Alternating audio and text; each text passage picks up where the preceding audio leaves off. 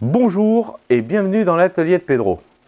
J'ai remarqué depuis quelque temps donc sur ma chaîne que vous êtes de plus en plus à regarder donc les outils Parkside et je reviens vers vous donc avec cette vidéo pour vous donner mon avis après quelques mois d'utilisation que j'ai effectué avec donc ces divers outils. Bien sûr, je n'ai pas tout mis les outils, mais j'en ai sélectionné que quelques-uns. Voilà. Donc le premier outil que je voudrais vous parler, c'est la Steel Dremel de chez Parkside. Donc celle-ci, c'est la PFBS 160 B2, donc c'est la deuxième version.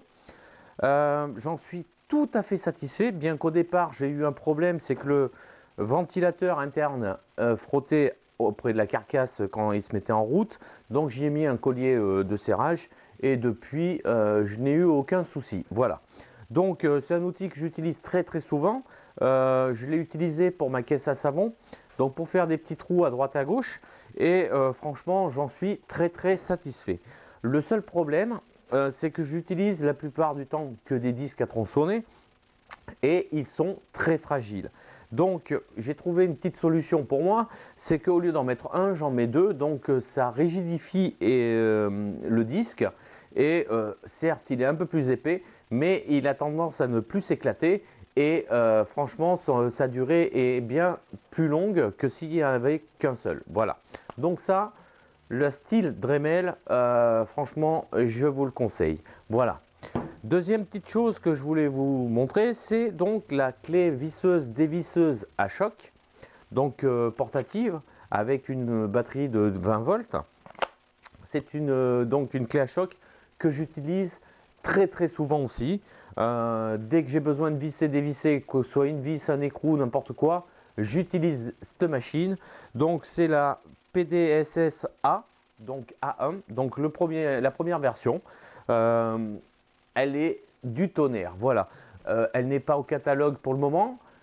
Comme l'habitude, les outils Parkside de chez Lidl apparaissent une à deux fois dans l'année. Donc attendez un petit peu et dès qu'elle sort, n'ayez pas peur, vous pouvez l'acheter. Pour le prix en plus, je ne me rappelle plus combien j'avais payé donc les outils, mais franchement, vu les prix que Lidl fait pour ses outils électroportatifs, il n'y a pas à hésiter. Voilà.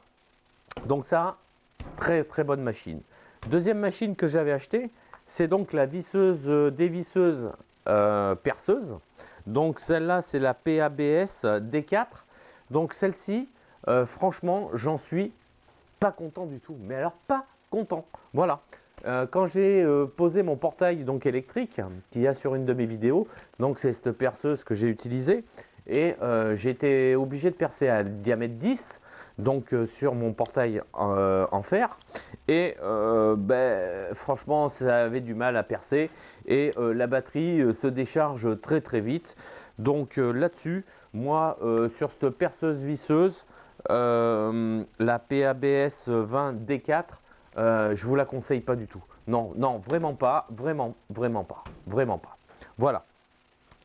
Donc, nous sommes passés à la quatrième chose que je voulais vous montrer. Donc, c'est la station numérique de soudage que j'avais achetée. Donc, je vous ai fait un petit test. C'est une station donc, que j'utilise régulièrement. Euh, le top, c'est que quand on lui demande de chauffer à 450 degrés, elle chauffe à 450 degrés. Elle va très vite, donc le temps de chauffe est très court. Franchement, je m'en sers très régulièrement. Avant, j'avais mon petit fer à souder que j'utilise encore, mais pour faire des toutes petites soudures, donc vraiment de la petite soudure électronique. Quand je fais des soudures plus grosses, j'utilise celle-ci et franchement, il n'y a aucun problème. Voilà. Donc au catalogue, la prochaine fois que vous la revoyez, si vous en avez besoin, achetez-en une. Ça vous dépannera beaucoup et franchement, c'est de la bonne qualité. Voilà. Et la dernière chose que je voulais vous présenter, donc c'est ma dernière acquisition de chez Lidl que j'ai galéré quand même à avoir parce que c'était la dernière dans le rayon, c'est la dévisseuse à percussion de chez Lidl, de chez Parkside. Donc c'est la PSBSA B2, donc deuxième version. Franchement, il n'y a rien à dire, rien. Comparé à celle-ci c'est de la daube, on va dire. Ça, pour moi, c'est de la daube. Mais celle-ci, il n'y a aucun problème. Pour ma caisse à savon, je m'en suis énormément servi. Donc, il a fallu que je fasse des trous de 8, de 10. Et j'ai même fait les trous du 26 avec les forêts à étage de chez Lidl. J'ai fait les trous de 26 avec celle-ci. Et franchement, je n'ai eu aucun problème. Voilà, ça, c'est de la machine. En plus, bon, certes, vu que c'est du 26, la batterie, elle se décharge assez vite, on va dire. Moins vite que celle-là, mais elle se décharge quand même assez vite, vu qu'on force un petit peu sur la machine.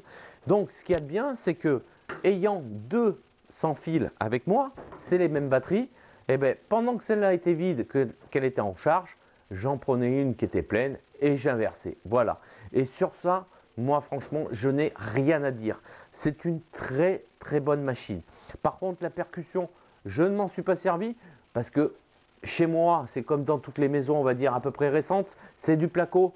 Donc ça ne sert à rien d'utiliser de la percussion pour percer du placo et mettre des chevilles mollies. Moi, ce que j'utilise, c'est soit une visseuse classique sans fil, même celle-là, là, qui vaut rien. On peut faire un trou dans le placo pour mettre une cheville mollie. Donc, mais bon, moi, j'utilise pas de perceuse non plus. Je prends un tournevis, je fais mon trou avec le tournevis et je rentre ma molly. J'ai même pas besoin de perceuse, voilà. À moins quand on tombe sur un rail. Mais sinon, quand c'est que du placo, il n'y a vraiment pas besoin de perceuse. Voilà. Mais bon, pour en revenir à cette perceuse à percussion, franchement, elle est top. La prochaine fois qu'elle sort au catalogue, n'hésitez pas, sautez dessus, allez l'acheter. Vous ne serez pas déçu de votre achat. Voilà. Sur ce, si vous êtes content de la vidéo, vous mettez les pouces, pas de problème. Si vous avez quelque chose à nous dire ou à me dire, vous le mettez dessous dans les commentaires. N'oubliez pas de vous abonner et de cocher la petite cloche. Et puis on se retrouve bientôt pour de nouvelles vidéos. Je vous dis bon bricolage du dimanche à tous et à la prochaine. Bye.